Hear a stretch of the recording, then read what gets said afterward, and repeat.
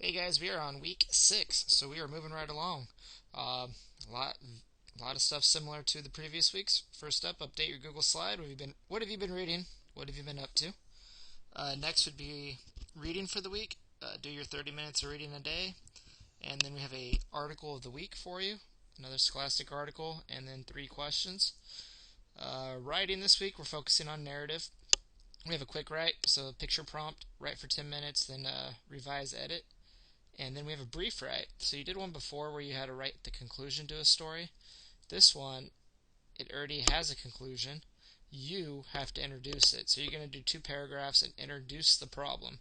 And you're going to want to make sure that the characters align, that you're using the right verb tense, and that it makes sense. So you're writing an intro this week. 2 paragraph intro, introduce the problem. For science, physical and chemical changes. So there's another hyperdoc. So you're going to go through, watch the videos. You can do a Kahoot challenge, and then the Google Slide will be there. A couple check for understanding questions and a reflection. And then finally, math for the week. So there's the review page. So you go to GoFormative and upload your answers. And then also volume. So volume is new. So I'm going to give you a quick mini lesson on volume. So volume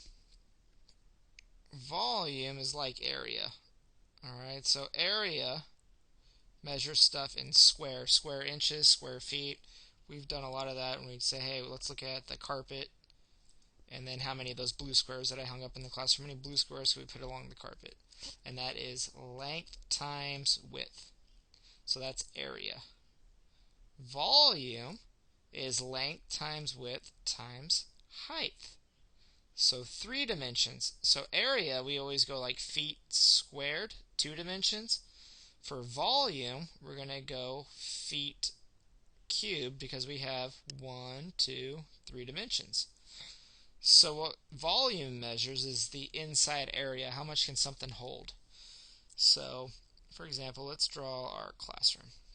Alright, so here's room 60. I know we have classrooms to the left or right of us, but here's room 60. Do my best. Room 60 right here. Not bad. Alright, and I'm going to say it's 20 feet. It's feet by 10 feet. So that would be our length and our width. And right there you could see that 20 times 10, 200 square feet would be the inside. 200 square feet. That actually seems very small. Our classroom's bigger than this. But I'll just go with it. Now here's our third dimension, height. So now we have length, width, and height. And the fine volume, we just need to multiply those 3 numbers together, length times width times height. So here my expression would be 20 times 10 times 10. If you're wondering where I got those numbers from, those are our 3 measurements right there, our length, width, and height. And you can multiply these in any order. You can do, just go in order. You can go straight across if you want, left to right. Sometimes I try to find the easier ones to multiply first, but let's just go straight across. Let's see. 20 times 10. 10 times bigger than 20 is 200. I'm going to times that by another 10, and I'm going to get 2,000.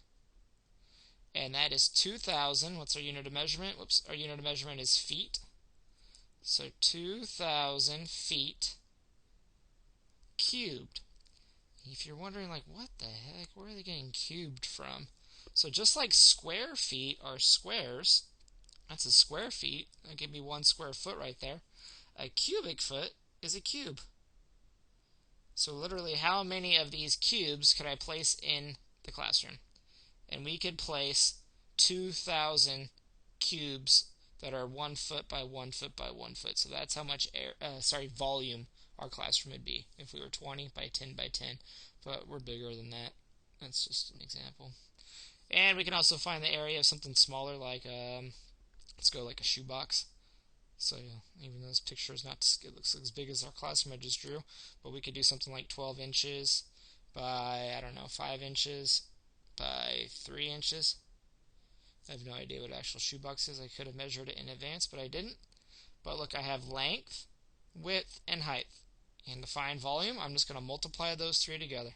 So 12 times 5 times 3. You can do any order, it doesn't matter. I can do 5 times 12 then by 3. I can do 3 by 5 by multiplication in any order. But I'm going to do 12 times 5. That's 60. Then I'm going to times it by 3. So 6 times 3 is 18 and a 0. So our answer is not 180. Our answer is 180 inches cubed. 3 inches. Or, sorry, I keep doing that. Or you'll see it written out on worksheets too. 180 cubic, and they'll write it out like that, cubic inches. And cubic inches is the same thing as inches cubed. Alright, hope that was helpful. You have your math review page, which doesn't have any volume on it this week. And then you're going to have 2 practice pages on volume. So you can use this video and do your practice pages, and you'll be a lot better than those who didn't do the practice. Alright, hope you have a great week.